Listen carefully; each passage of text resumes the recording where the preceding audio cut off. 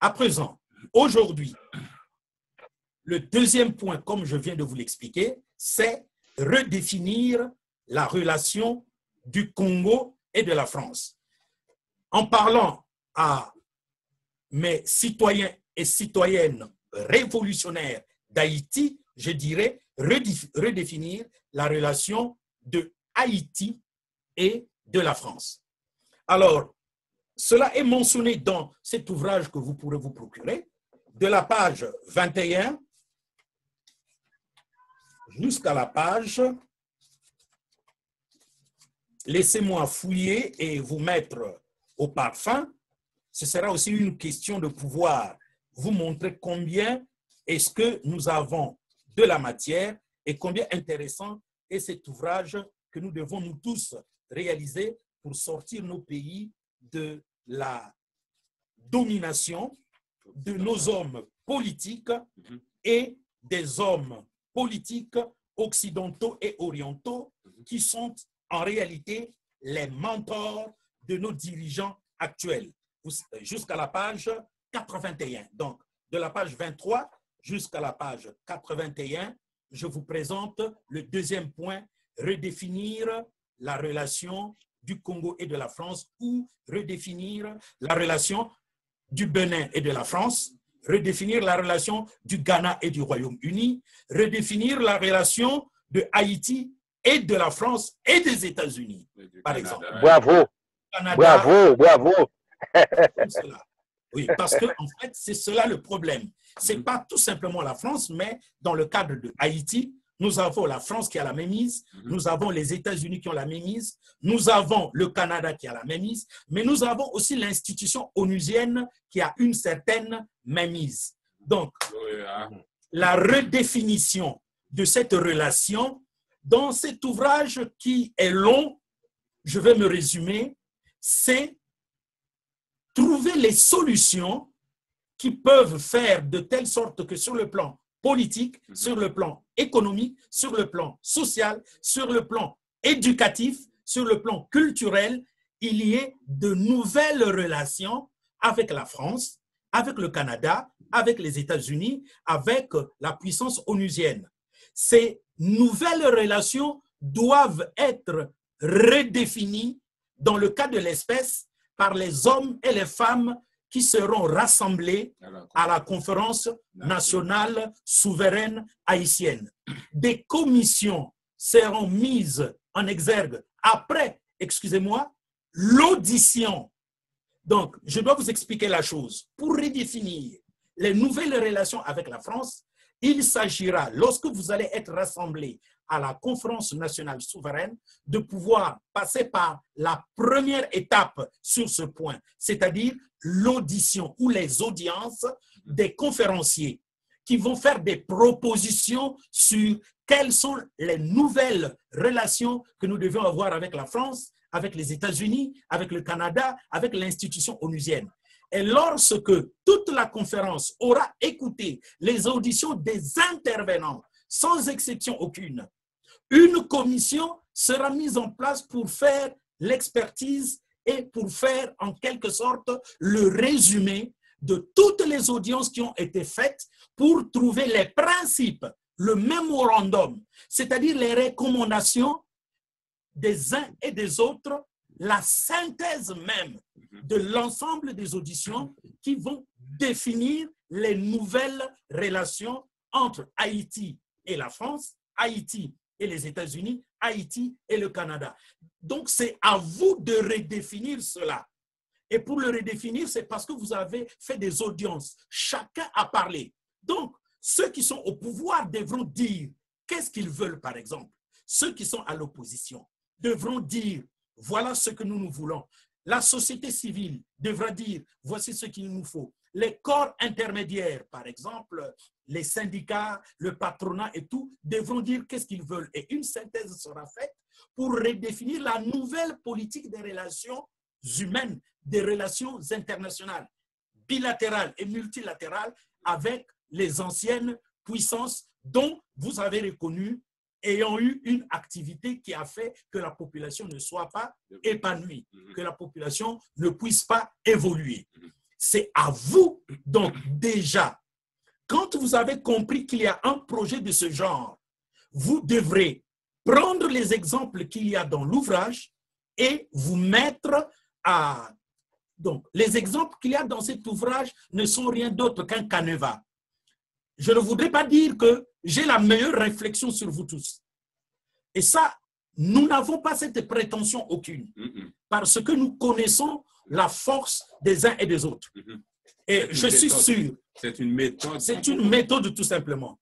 Et je suis sûr que quand vous, par exemple, vous allez vous mettre à intervenir, vous allez réfléchir sur le cas de Haïti, vous aurez l'amabilité de me dire, notre ami, toi qui as écrit ton ouvrage, voici comment, par exemple, nous avons mieux réfléchi que toi. Nous sommes allés au-delà même de ce que tu nous as présenté comme canevas, de ce que tu nous as présenté comme modèle. Voilà les points forts au travers desquels nous allons relever les relations entre notre nation et les puissances internationales. Et donc, il y a une chose capitale que je veux vous faire comprendre.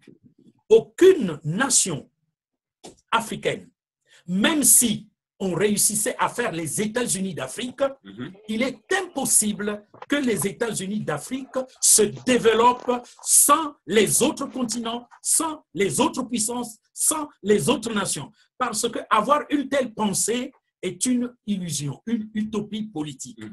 Quand vous êtes soumis à une dictature et que vous réussissez de renverser cette dictature, cela ne voudrait pas dire que vous devrez maintenant mettre en exergue la justice populaire, que vous devez mettre en exergue la malversation judiciaire, la mascarade judiciaire. Non, il faudrait revenir sur les fondamentaux du droit et de la justice et traduire en justice ceux qui sont coupables de quelques crimes, de quelques forfaits, et laisser la justice faire normalement son travail sans interférence dans ce qu'on appelle l'indépendance des institutions. Donc, avec les anciennes puissances qui ont marché contre vous, vous n'allez pas faire un barrage pour dire désormais, nous ne marchons plus avec la France, les États-Unis, le Canada ou l'institution onusienne, nous allons nous tourner vers d'autres nations. Car en fait, d'autres nations sont comme les États-Unis, comme la France, comme l'institution onusienne.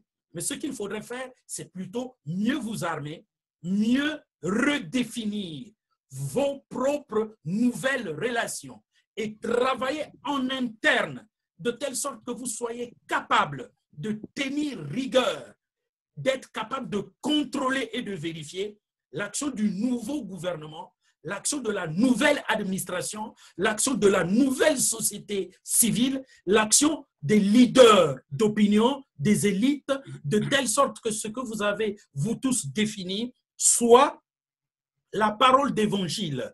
Vous ne m'excuserez pas le terme parce que ça rentre mieux. Ce que tous devraient mettre en exergue.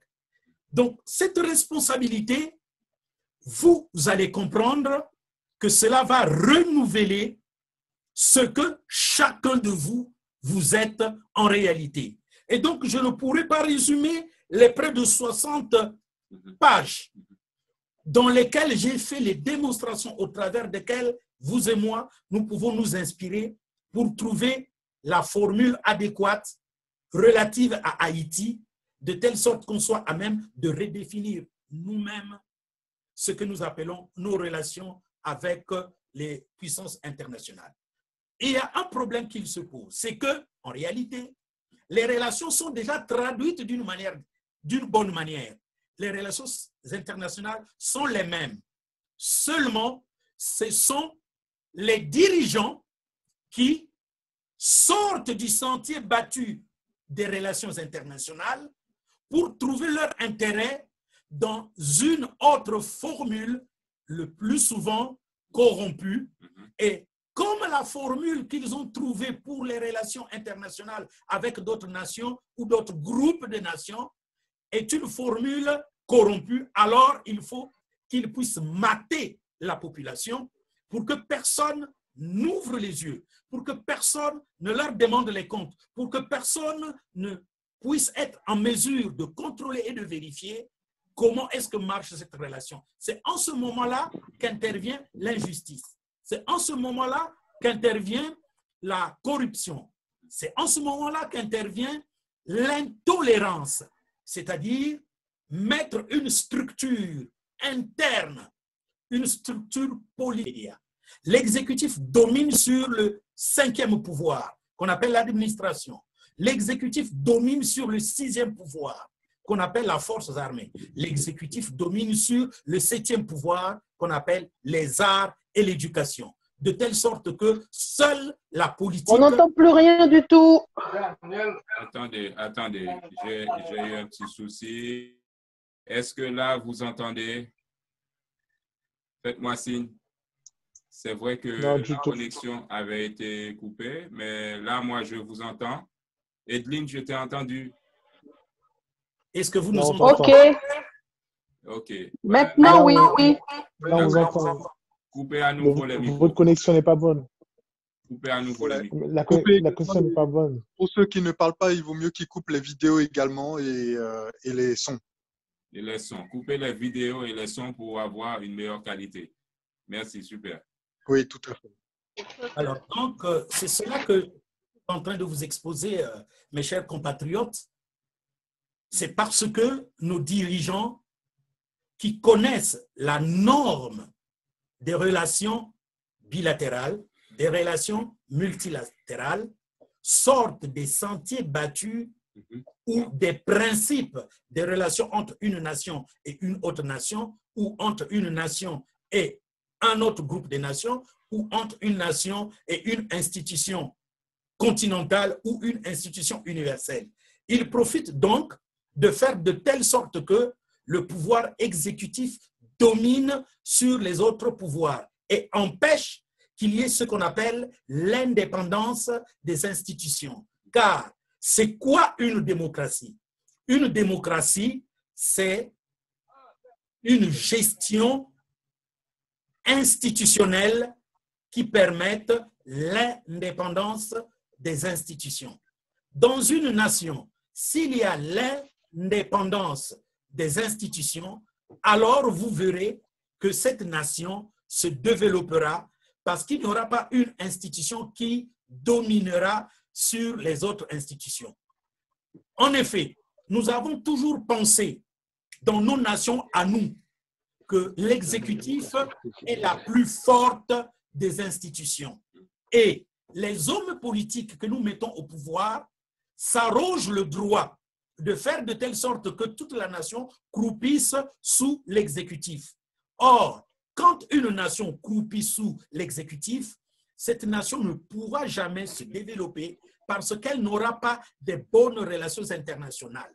Du fait que cette nation doit s'arranger de telle sorte que les relations qu'elle aura avec une autre nation ou un autre groupe de nations, ce soit une relation corrompue, au travers de laquelle celui qui est au pouvoir permettra simplement que son intérêt à lui et l'intérêt du groupuscule qui travaille pour son maintien au pouvoir soit garanti, contrairement à l'intérêt national, de telle sorte que les nations avec lesquelles il entre en relation, elles profitent plus et non entrent en confrontation, par exemple dans le genre du principe 50-50, gagnant-gagnant, donnant-donnant. Donc les dirigeants politiques s'arrogent le droit d'étouffer la liberté des institutions, l'indépendance des institutions. Il faudrait être capable de savoir que dans une nation, l'exécutif n'est pas la plus dominante des institutions, mais il y a 7 institutions qui ont le même pouvoir. L'exécutif est aussi puissant que le législatif. Le législatif est aussi puissant que le judiciaire. Le judiciaire est aussi puissant que le 4e pouvoir, c'est-à-dire la presse et les médias. La presse et les médias est aussi puissante que l'administration. L'administration est aussi puissante que la force armée. La force armée est aussi puissante que les arts et l'éducation. Ce sont des institutions égales. À puissance égale. À puissance égale, à force égale. Elles doivent marcher dans l'interdépendance. L'interdépendance. C'est-à-dire que chaque institution réalise son ouvrage comme elle doivent la réaliser. Et il y a un mécanisme au travers desquels on puisse interpeller, on puisse corriger, on puisse vérifier, on puisse contrôler chacune de ces mécanismes, chacune de ces institutions. Et le mécanisme n'est pas les élections. C'est la faute que nous faisons, nous tous. Nous, Africains. Pour vouloir un changement, on s'attend aux élections. Non. Mais il y a le mécanisme législatif qui est celui-là qui redemande les comptes et au Parlement et au Sénat et à l'exécutif et au judiciaire. Toutes les institutions doivent rendre les comptes à ce que nous appelons la représentativité nationale, c'est-à-dire votre assemblée. Alors, mes chers concitoyens, c'est ici où intervient le projet de la Conférence nationale souveraine.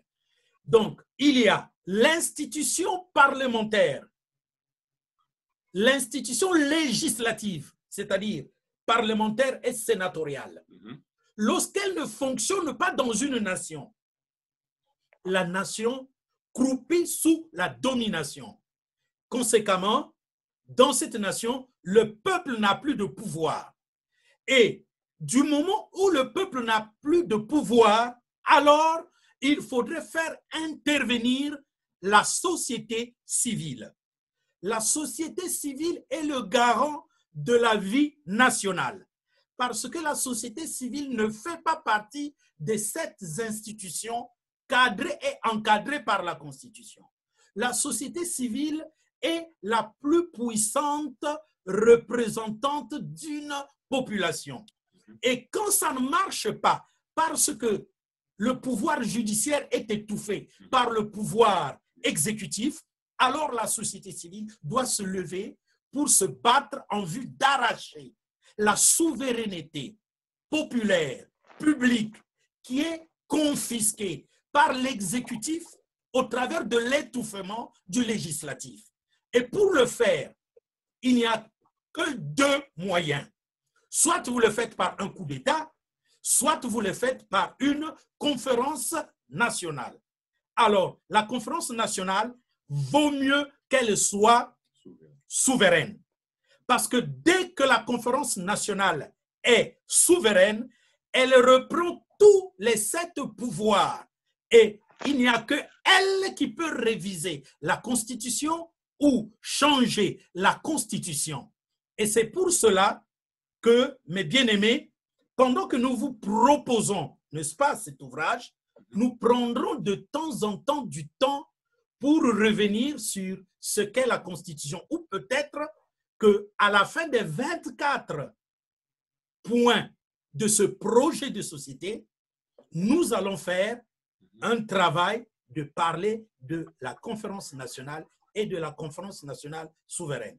En fait, vous devrez savoir que la conférence nationale souveraine est pour un parti politique ou pour une association ou pour n'importe quel regroupement humain. La conférence nationale souveraine est comme un congrès pour un parti.